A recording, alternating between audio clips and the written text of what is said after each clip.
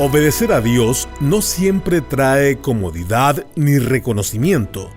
Seguirle con fidelidad implica sacrificio.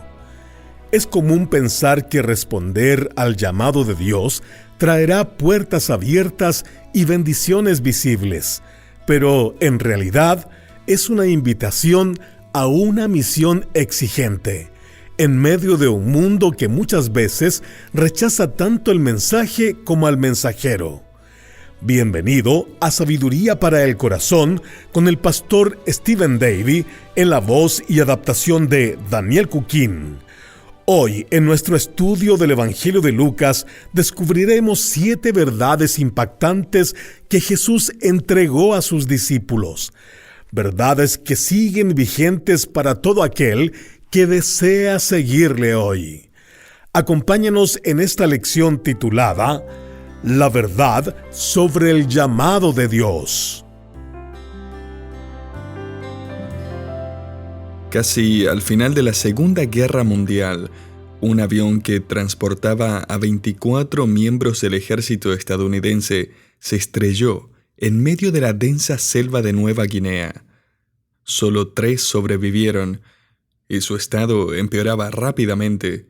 Sufrían de gangrena, desnutrición, estaban atrapados en un valle completamente aislado, famoso por estar habitado por tribus caníbales. Rescatarlos sería un intento extremadamente peligroso, pero el ejército recurrió a un batallón especial de 66 hombres entrenados como paracaidistas. El líder de la unidad recibió la orden de escoger a 10 voluntarios, incluyendo 2 médicos, para lanzarse en paracaídas en medio de esa selva y guiar a los sobrevivientes fuera del lugar. Era una misión muy arriesgada, así que cuando el teniente coronel reunió a sus hombres y les explicó lo ocurrido, les dio una descripción realista de lo que enfrentarían. Primero les dijo que el lugar donde debían saltar estaba marcado como zona desconocida en el mapa. Segundo, les dijo que la vegetación era tan espesa que probablemente sería el peor lugar imaginable para aterrizar. Y tercero, si sobrevivían al salto, las tribus del valle podrían resultar hostiles e incluso letales. Luego de ese informe hizo una pausa y preguntó: ¿quiénes están dispuestos a ir? Los 66 hombres dieron un paso al frente. ¿Qué tal esa estrategia de reclutamiento? La vida va a ser difícil. No van a tener mucho descanso. Muchos se opondrán a tu mensaje. Pero hay personas atrapadas en ese valle que están muriendo y necesitan ser rescatadas. Ese es en realidad el manual de entrenamiento para 72 hombres que acaban de ser asignados para arriesgar sus vidas por causa del Evangelio.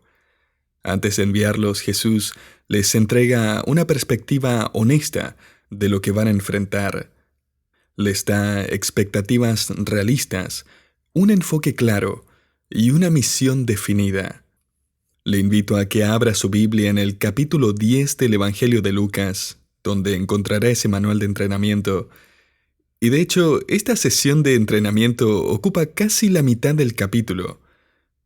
Mientras busca ese pasaje, permítame decirle algo con franqueza. La iglesia necesita comenzar a reclutar de esta manera. Necesitamos comunicar con claridad lo que realmente significa vivir y servir a Cristo con fidelidad, incluso cuando eso nos lleve a caminar por valles de muerte, de peligro y dificultad.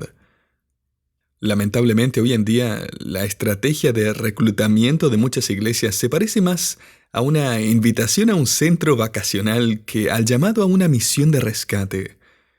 Pero la realidad, querido oyente, es que estamos entrando en territorios donde el mapa está marcado como zona desconocida.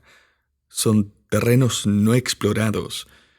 Y el lugar donde Dios te ha colocado puede ser una zona difícil, y los que te rodean cada vez muestran mayor hostilidad hacia tu mensaje e incluso hacia tu presencia. Lo que el Señor está a punto de decir en estos próximos 20 versículos tiene muchísima relevancia para nuestros días. Es una representación sincera y sin adornos del campo misionero que enfrentamos hoy. Ahora bien, este pasaje tiene tanto que enseñarnos que no vamos a poder abarcarlo todo en un solo mensaje. Así que vamos a dividirlo en dos partes. Comenzamos en el versículo 1. Lucas 10, versículo 1 dice: Después de esto, el Señor designó a otros 72 y los envió de dos en dos delante de él a todo pueblo y lugar a donde él había de ir. Si eres nuevo en la fe, tal vez no sepas que para el final de su ministerio Jesús tenía más de 500 seguidores fieles, según nos dice 1 Corintios 15:6. El apóstol Pablo los llama hermanos. Jesús se les apareció después de resucitar. También Hechos 1:15 nos dice que en la iglesia primitiva los apóstoles trabajaban junto a unos 120 discípulos. No tenemos más información sobre estos discípulos. No sabemos los nombres de estos 72 hombres que aparecen en Lucas 10.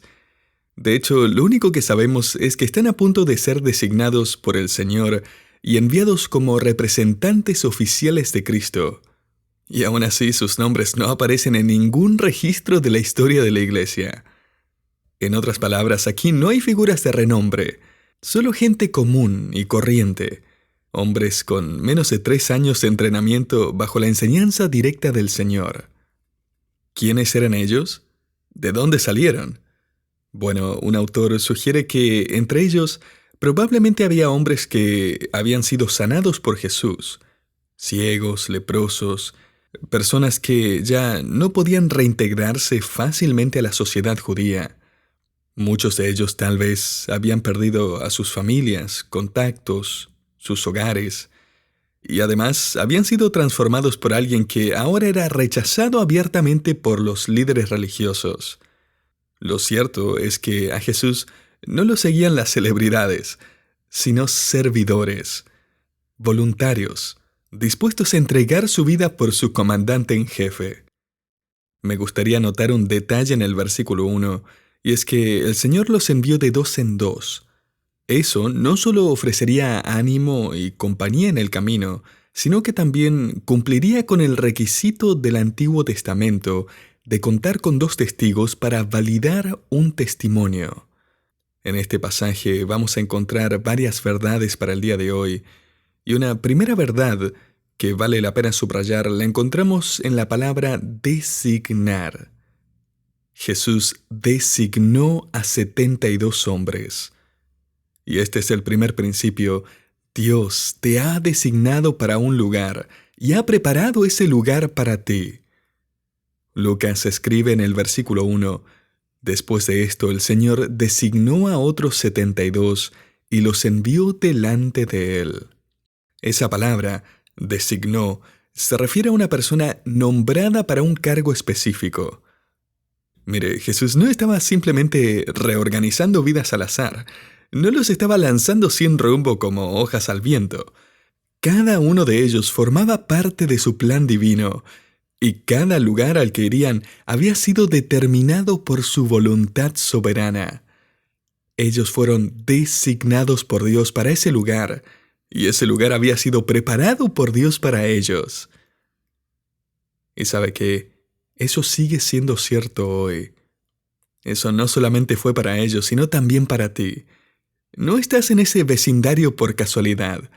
No trabajas o estudias donde estás por mera coincidencia. Incluso si hoy estás en una cama de hospital, o en una sala de juntas, o lavando platos en la cocina, o frente a un grupo de estudiantes enseñando, no es un accidente. Cada encuentro, cada entorno, cada oportunidad que enfrentas es una cita divina. Y cuanto más entendemos que no simplemente atravesamos la vida como una serie de circunstancias aleatorias o eventos rutinarios, más comprendemos que esto no es solo tu vida y mi vida. Esta es la vida que Dios te ha asignado a ti. No estás aquí por accidente, estás en una misión. Continuamos con otro principio importante que vemos en este pasaje, y es el siguiente. Siempre habrá más por hacer, de lo que tú puedes lograr. El versículo 2 es bastante conocido y allí Jesús dice, «La mies es mucha, pero los obreros, pocos». Esa es una manera muy clara de decirles, muchachos, ustedes no van a poder terminar esta tarea solos.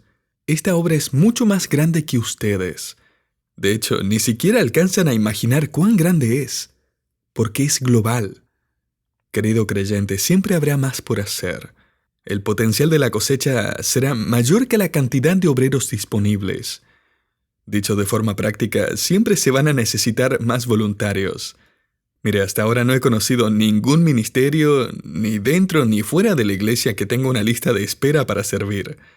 Ya sea en un campamento, en la música, enseñando la escuela dominical, organizando reuniones, visitando, evangelizando o aún moviendo sillas, siempre hay espacio para más manos.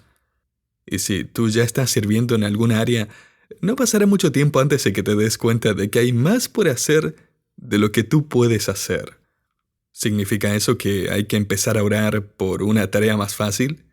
No, pero Jesús sí dice que hay algo por lo que deberíamos orar. Mira lo que dice la segunda parte del versículo 2. «Rogad pues al Señor de la mies que envíe obreros a su mies». Tu oración número 1 debe ser pedir más obreros que se sumen a la cosecha. Eso significa que todos podemos ser parte de esta obra sin importar nuestras circunstancias. Tal vez no puedas ir lejos, ni dar mucho, pero puedes orar. Y eso es lo primero que el Señor menciona. Es la prioridad más grande. Y además esta oración nos da consuelo, ¿verdad? Porque Jesús llama a sus discípulos a orar al Señor de la mies. Eso quiere decir que Él está a cargo de toda la operación. Como lo expresó un autor, Jesús está liberando a estos 72 hombres de la carga de tener que ser exitosos. Nuestra responsabilidad es orar al Señor de la mies. ¿Qué significa eso? Significa que Él está a cargo de la cosecha. Él decide el momento de la cosecha. Él determina cuán grande será. ¿Quién va a dónde? Él es quien los envía. Él es quien decide cuánto fruto habrá. Así que no tienes que pasar noches en vela preguntándote si lo que hiciste funcionó o no, porque al final Dios es el que está en control de la cosecha. Lo que nos toca a nosotros es orar para que Él envíe más obreros y obedecer su llamado en nuestra propia vida. El misionero Hudson Taylor, líder de la misión al interior de China, solía decir, cuando obedecemos a Dios, la responsabilidad recae sobre Él. Mire, Él es el Señor de este campo misionero global, y nosotros tenemos el privilegio de servirle en esta obra, aunque a veces terminemos cansados y aún sin aliento. En esta sesión de entrenamiento, antes de que estos 72 salgan de viaje, Jesús les da una descripción muy honesta del campo misionero. Encontramos otro principio importante que ellos y nosotros debemos tener presentes, y es que obedecer a Cristo no significa que tu vida será cómoda. Mira lo que dice en el versículo 3, «Id, mirad que os envío como corderos en medio de lobos». Lucas 10:3. Perdón, Señor, ¿podrías repetir esa instrucción? Ponte el paracaídas porque te estoy enviando directo a un lugar donde viven caníbales. Bueno, entonces yo paso. Gracias por la oportunidad, Señor, pero será para la próxima. Y notó que Jesús no dice, los envío como ovejas. Eso ya sería bastante difícil. Las ovejas tampoco se llevan bien con los lobos, pero al menos pueden correr. No, Él dice corderos, los envío como corderos. Los corderitos no corren tan rápido, si es que pueden correr aún. Son pequeños, no tienen ninguna oportunidad, son presa fácil para los lobos.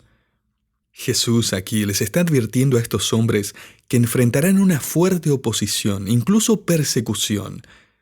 Y es que aceptar esta misión era, en cierto sentido, firmar su propia sentencia de muerte, porque un cordero no dura mucho tiempo rodeado de lobos. Pero quiero que note aquí que las palabras más importantes de este versículo no son corderos ni lobos, aunque seguramente eso fue lo primero que escucharon. Las palabras clave aquí son yo los envío. Eso significa que no irían solos. Como verás, el ser tan frágiles e indefensos solo va a recordarnos una y otra vez nuestra dependencia de Él.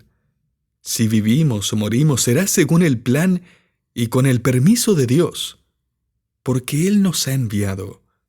Y si Él nos envió, nadie puede detenernos, a menos que sea parte del plan de Dios.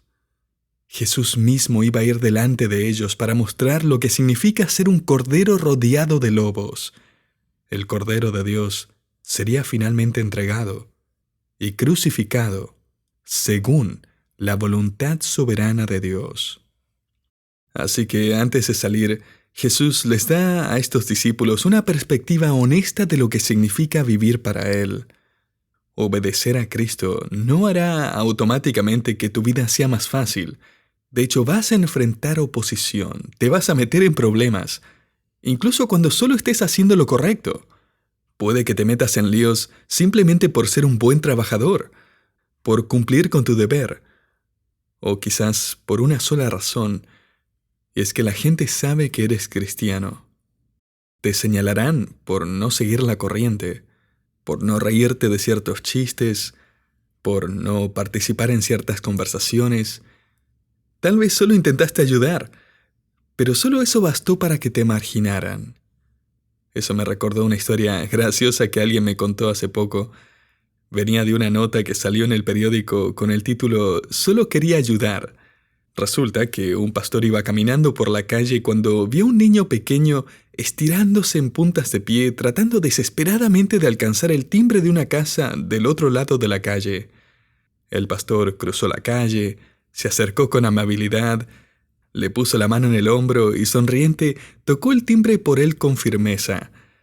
Luego miró al niño y le dijo: «¿Y ahora qué hacemos, campeón?». El niño lo miró y respondió: «Ahora salimos corriendo». Ahora sigamos con otro principio importante que debemos tener presente si queremos tener una perspectiva honesta del ministerio. Aquí está: al Señor le interesa tanto formar tu carácter como que entregues su mensaje. Jesús continúa dando instrucciones para el viaje. Lucas 10, versículo 4. No llevéis bolsa, ni alforja, ni sandalias, y a nadie saludéis por el camino. Ahora, eso de no saluden a nadie no significa que debían ser groseros o andar con la cara larga, que no debían sonreír o saludar a la pasada. En el contexto de aquel tiempo, un saludo no era solo decir hola y pasar. Podía implicar compartir una comida, hospedarse en casa de alguien, pasar tiempo conversando con la familia, hasta días enteros de interacción. Lo que Jesús está diciendo aquí es: no se distraigan. Sean educados, sí, pero no se detengan para conversar, porque tienen una misión que cumplir. Hay un elemento claro de urgencia y de dependencia total del Señor también, porque Jesús les dice que no lleven bolsa, es decir, dinero, ni alforja, una especie de mochila o equipaje, ni sandalias de repuesto.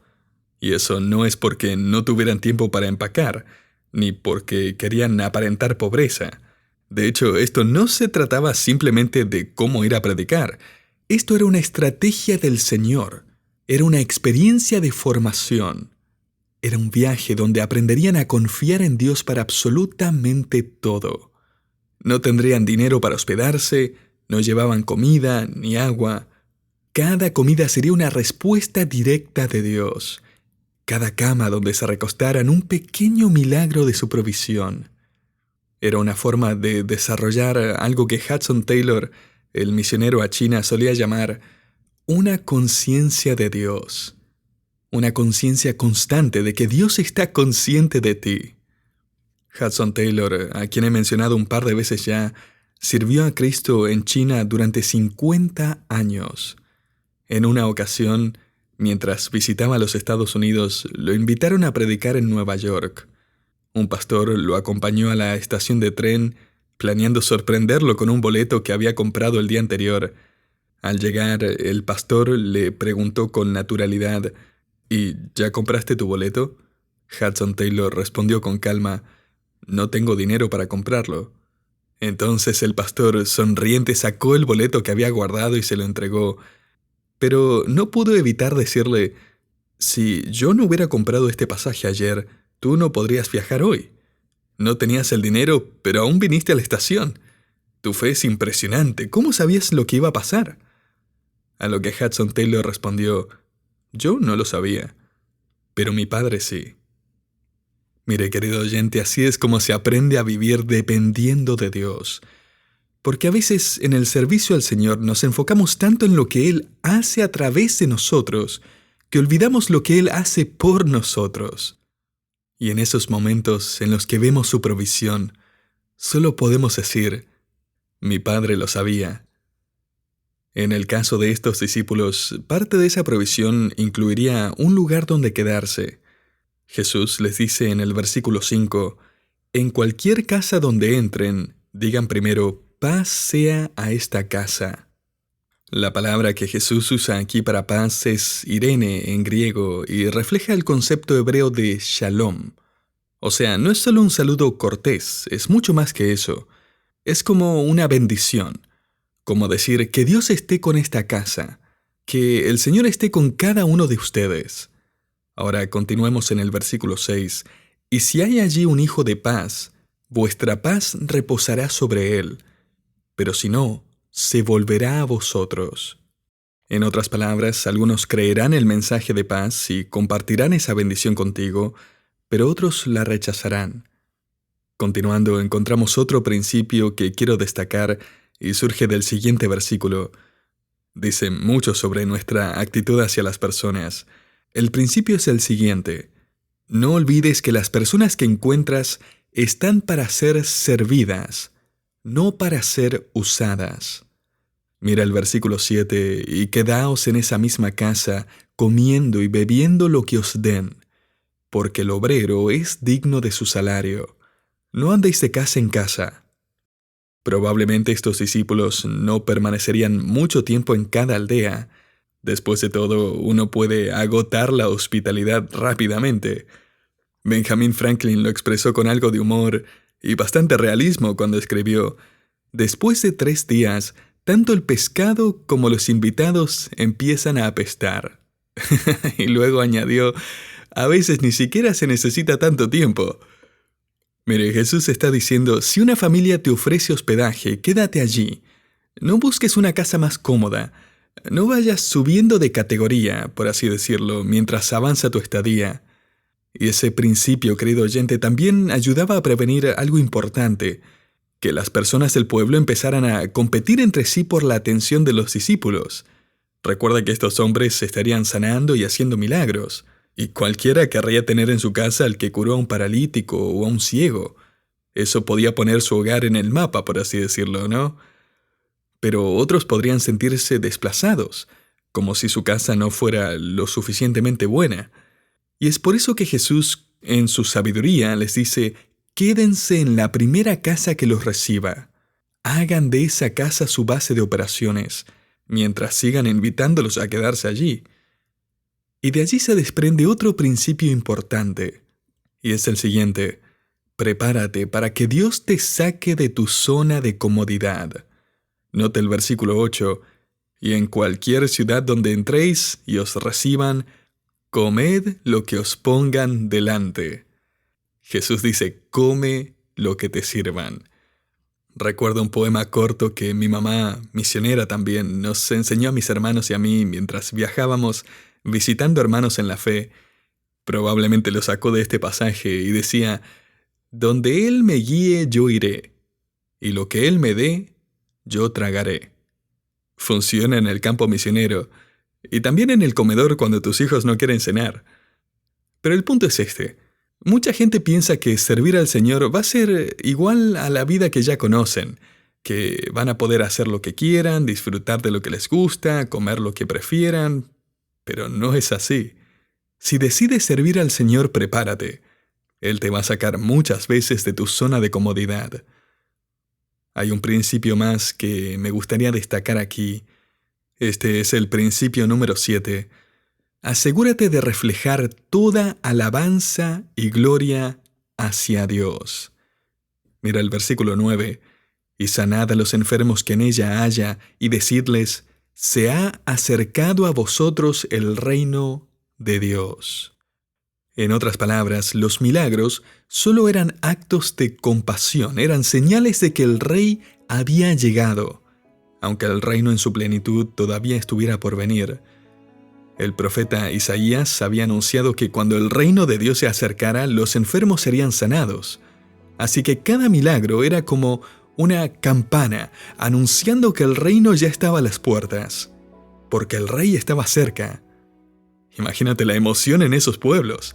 Los discípulos llegaban y de pronto los ciegos podían ver, los cojos caminaban, los que sufrían enfermedades incurables eran sanados, los paralíticos se levantaban sin dolor y la noticia corría por toda la región.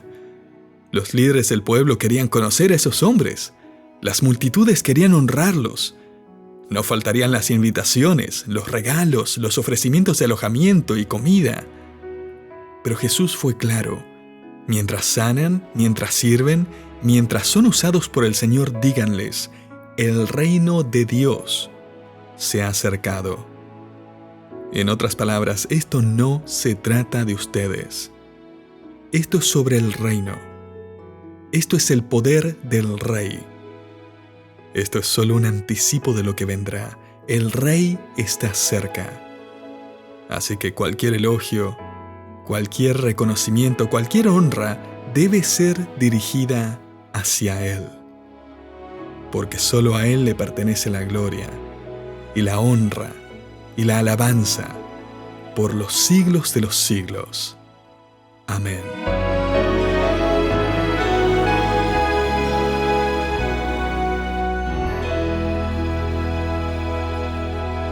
Seguir a Cristo con fidelidad no es fácil.